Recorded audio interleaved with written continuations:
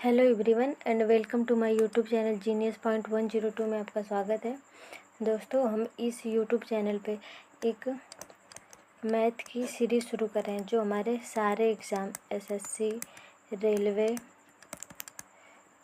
Railway और UPP और सारे वनडे यानी कम्पिटिटिव एग्ज़ाम को ये सीरीज टारगेट करेगी। ठीक है, तो चलिए शुरू करते हैं। और आज की वीडियो में हम साधारण ब्याज मतलब कि सिंपल इंटरेस्ट से शुरू करेंगे, फिर इसके बाद कंपाउंड इंटरेस्ट, फिर इसके बाद प्रॉफिट लॉस, इसे पढ़ाएंगे। ठीक है, तो चलिए शुरू करते हैं।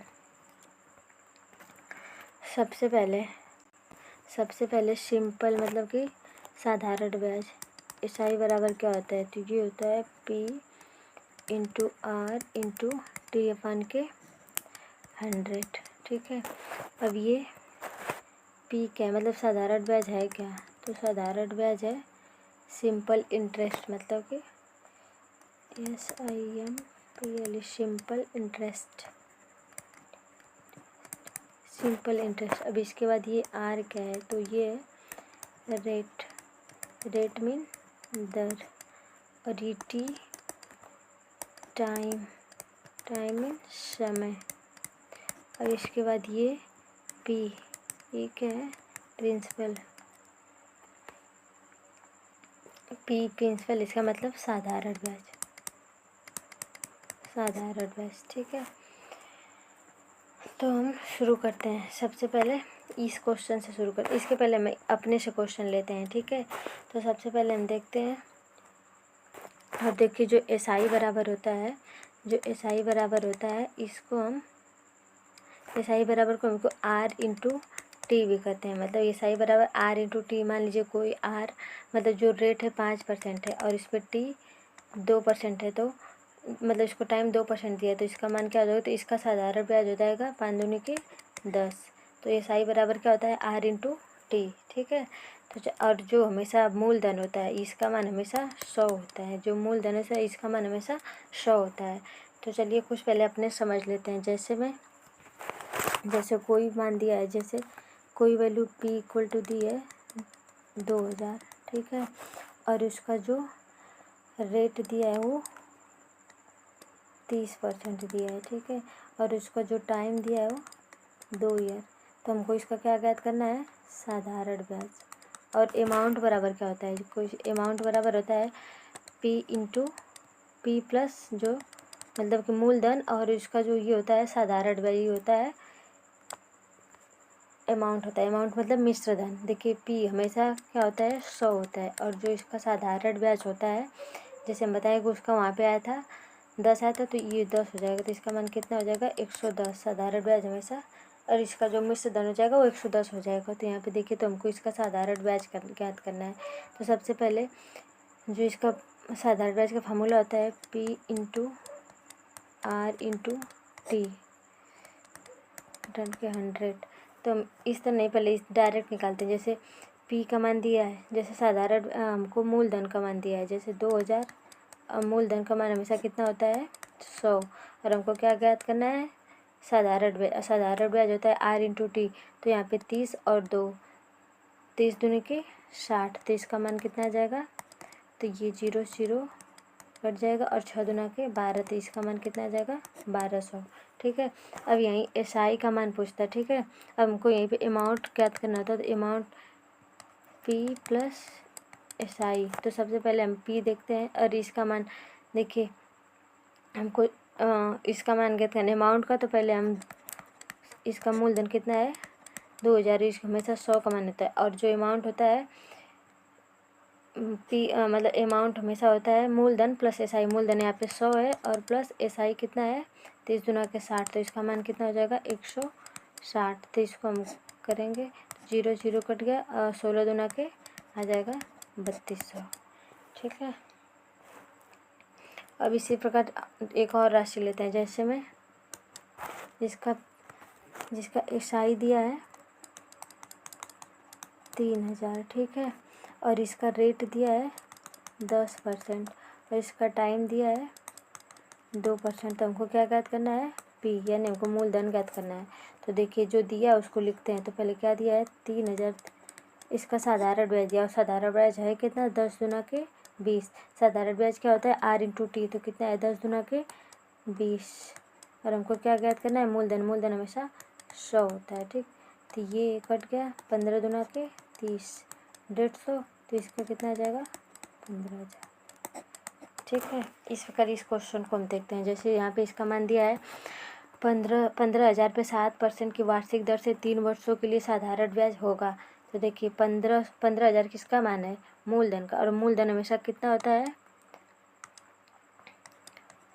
15,000, और मूलधन का मान हमेशा 100 होता है। और हमको क्या ज्ञात करना है साधारण ब्याज। साधारण ब्याज 7 और इंटू SI बराबर होता है R इंटू टी। तो R कितना है 7% और टी 3, तो 7 तरीके 21, तो हमको यहाँ पे हो जाएगा 21, तो 0 0 कैंसिल। ठीक है, अब 150 में 21 का गुणा करेंगे तो 15 15 और 15 दूना के 30 और 1 31 और 1 0 यहाँ पे 3150, यानी कि सी आंसर सही होगा। ठीक है, इसी तरह हम नेक्स्ट वाला देखते हैं, नेक्स्ट क्वेश्चन। तो चलिए, इसी तरह हमको यहाँ पे क्या दिया है एक राशि साधारण ब्याज में 5% की वार्षिक दर से 6 वर्षों में 4160 हो जाती है। तो मूलधन ज्ञात करना है हमको। ये किसका मान दिया है 4160, ये अमाउंट का मान दिया है। ठीक है, और इसका R कितना है 5% और इसका टाइम कितना है 6 वर्षों में। तो देखिए, और जो अमाउंट होता है वो कितना होता है SI प्लस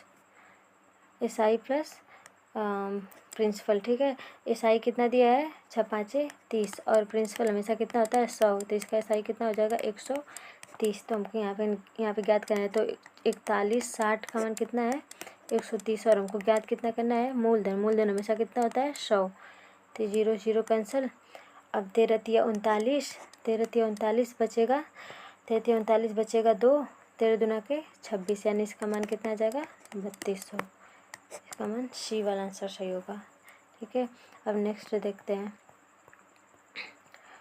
अब जैसे में यहाँ हमको क्या ज्ञात करना है टाइम ज्ञात करना है। तो टाइम ज्ञात करने के देखिए, कोई भी राशि साधारण ब्याज की दर पर 7 वर्षों में 2 गुनी हो जाती है, वही राशि समान ब्याज दर पे कितने वर्षों में 4 गुनी हो जाएगी, मतलब 4 गुनी हो जाएगी। कोई भी राशि, जैसे कोई P है और ये कितने वर्षों में 7 वर्षों में, 7 वर्षों में स्वयं की 2 गुनी हो जाती है, P से 2P हो जाती है। तो इसका साधारण ब्याज P से मतलब इसका मूलधन P दिया है और इसका अमाउंट 2P दिया है, तो इसका साधारण ब्याज कितना हो जाएगा, अरे हाँ P हो जाएगा। फिर क्या दिया है, और कितने वर्षों में स्वयं की चौगुनी हो जाएगी, तो कितने वर्षों में ये स्वयं की 4P हो जाएगी। ठीक, तो इसका ये जो साधारण ब्याज हो जाएगा 3P हो जाएगा। तो 1P का मान 7 दिया, तो 3P का मान कितना हो जाएगा 3 इंटू 7 तरीके 21, तो इसका मान कितना होगा 21। इसी तरह नेक्स्ट वीडियो देखते हैं। देखिए, अब अगला सवाल सेम इसी तरह लगेगा। जैसे में एक निश्चित राशि साधारण ब्याज की दर पर निश्चित दर पर 14 वर्षों में स्वयं की 7 गुनी हो जाती है, वही राशि उसी दर पे कितने वर्षों में स्वयं की 18 गुना हो जाएगी। तो सेम इसी तरह लगेगा। ठीक है, कोई भी राशि 14 वर्षों में स्वयं की 7 गुना हो जाती है, 14 वर्षों में स्वयं की 7P हो जाती है। तो यहाँ पे साधारण ब्याज कितना होगा 6P, तो P का मान कितना हो जाएगा 14/6, यानी कि 2 7 14, 2 3 6। ठीक है, तो हमको कितना का मान ज्ञात करना है 18 गुना के, कितने वर्षों में 18 गुना हो जाएगी, 18 गुना 18P, तो कितने वर्षों में 17, और 17P तो 17 इंटू P का मान 7/3, तो इसका मान कितना आएगा 17 7 119/3। अब 3 तरीके 9, बचेगा 2, 3 9 27 और बचेगा 2, 3 6 18, यानी कि कौन सा आंसर सही होगा डी वाला आंसर सही होगा। ठीक है, नेक्स्ट सवाल देखते हैं। इसके बाद हमें क्या ज्ञात करना है, दर ज्ञात करना है।